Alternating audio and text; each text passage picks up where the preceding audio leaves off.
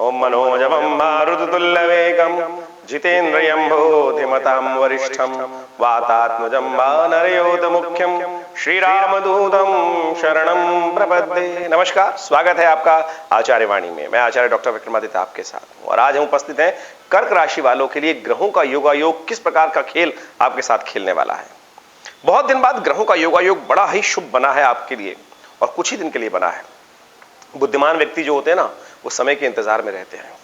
सब समय जब ठीक हो तो कार्य कर लेना चाहिए, कई गुना अधिक कार्य के पूर्ण होने के योग बन जाते हैं। तो कर्क राशि वालों, ऐसे ही ग्रहों की स्थिति आपकी बन के आ गई है, सावधानी के साथ समझ लें। आने वाली संक्रांति जो है, विशेष तौर पे मेष संक्रांति 14 तारीख को जो बैसाखी पड़ रही है, उस दिन से 7-8 दिन के लिए बहुत ही सुंदर ग्रहों का योगायोग बनकर आपकी राशि के अनुसार से खड़ा बन रहा है, बहुत बढ़िया तरीके से। 4 ग्रह अपनी परम शुभ स्थिति में आ गए हैं और वो आपके साथ बहुत बड़ा अच्छा खेल खेलने की स्थिति बनती दिखाई दे रही है। आप अपने समय को अच्छे से यूटिलाइज जो लोग कर लेंगे कर्क राशि वाले, उनके लिए बहुत अच्छे से लाभ का समय बनता दिखाई दे रहा है। आप समझे ग्रहों की स्थिति किस प्रकार से है।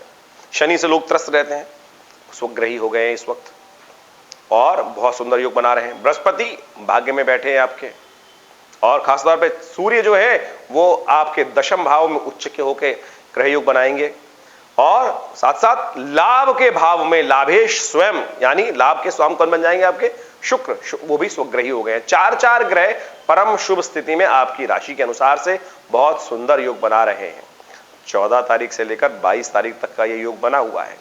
ऐसे में बड़ी मुश्किल से ग्रहों का एक साथ एक लाइन में आना बड़ा मुश्किल से दिखाई देता है। तो इस वक्त शनि, बृहस्पति, सूर्य, शुक्र ये लाइन से परम शुभ स्थिति में बनते दिखाई दे रहे हैं। बृहस्पति स्वग्रही होकर भाग्य में बैठे हैं। ठीक है, थोड़े अस्त चल रहे हैं, कोई बात नहीं, उसका उपाय करने का हम प्रयास कर ले तो बहुत अच्छे से उसका लाभ ले सकते हैं।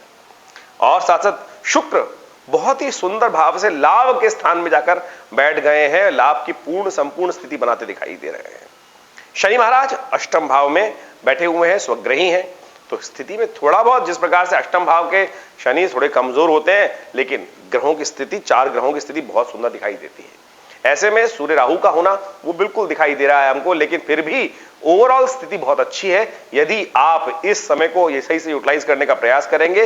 देखिए, एक पुरानी कहावत है, भाग्यवंत के द्वार पर खड़े रहें गुणवंत, और बृहस्पति महाराज इस वक्त संपूर्ण तरीके से भाग्य में जाकर बैठे हुए हैं और पूरी तरह से लाभ की स्थिति बनाते दिखाई दे रहे हैं और लाभेश अपने स्वग्रही होकर बहुत सुंदर स्थिति में अच्छी होरा में वहां जाकर विद्यमान है।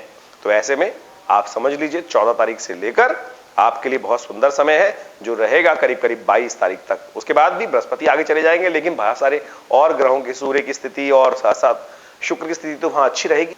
तो इसको बहुत अच्छे से आप यूटिलाइज कर सकते हैं। ऐसे में आपको अपने सम्मान का उपयोग करते हुए, अपने पद का उपयोग करते हुए, जिस स्थान पर आप हैं उसका उपयोग करते हुए अपने लाभ को अच्छे से कमाने का प्रयास करना चाहिए, अपने कामों को पूर्ण करने का प्रयास कर लेना चाहिए। इससे बहुत सुंदर तरीके से आपके कार्य बनते दिखाई देंगे। इस वक्त सूर्य और बुधादित्य योग बन रहा है और वो भी आपके लिए लाभ की स्थिति में आता दिखाई दे रहा है। ऐसे में कुछ खास उपाय है, वो हम आपकी राशि के अनुसार से आपको बताने का प्रयास करेंगे अभी आने वाले टाइम में इसी वीडियो के अंदर। आप इसको अच्छे से समझ लीजिएगा, उन चीजों को खास ध्यान रखते हुए यदि आप कार्य कर ले तो आपको बहुत अच्छे से लाभ मिल सकता है। देखिए, ठीक है, बृहस्पति इस वक्त अस्त चल रहे हैं तो उनको थोड़ा शक्ति देने का प्रयास कर लीजिए। देखिए, ज्योतिष यही समझाता है कि ग्रहों की स्थिति किस प्रकार से है, कौन सा कार्य किस प्रकार से किया जाए तो कैसे उसको हम ठीक कर सकते हैं। ग्रहों को समझना, वास्तविक तौर पे आपकी स्थिति, वास्तविक स्थिति क्या है, किस किस प्रकार से कौन सा कार्य किस प्रकार से करना है, उसी को समझाना ज्योतिष की गणनाओं का विशेष तौर पे खेल रहता है और जो समझ लेते हैं उनके कार्य बहुत अच्छे संपादित हो जाते हैं। तो बहुत दिन बाद ग्रहों का योग इस प्रकार का बना है, तो आपको खास तौर पे ध्यान रखते हुए इन समस्त कार्यों को करने का संपूर्ण रूप से प्रयास करना चाहिए। और जिस प्रकार से आपके साथ ग्रहों का योग बन रहा है वो दिखाता है खास तौर पर बृहस्पति को थोड़ी ताकत देने की आवश्यकता है। ऐसे में बृहस्पति के मंत्र का जप, ओम ग्रांग ग्रीं ग्रौं से गुरुवे नमः, इस मंत्र का जप नित्य प्रति करें। केसर का तिलक कर लें, ये बहुत सुंदर उपाय है। इससे आपको आपके बृहस्पति की जो थोड़ी शीर्ण शक्ति है, भाग्य में जाकर बृहस्पति का बैठना थोड़ा शीर्ण हो गया है, इसको ध्यान रखते हुए काम करने की प्रयास करना आपको चाहिए।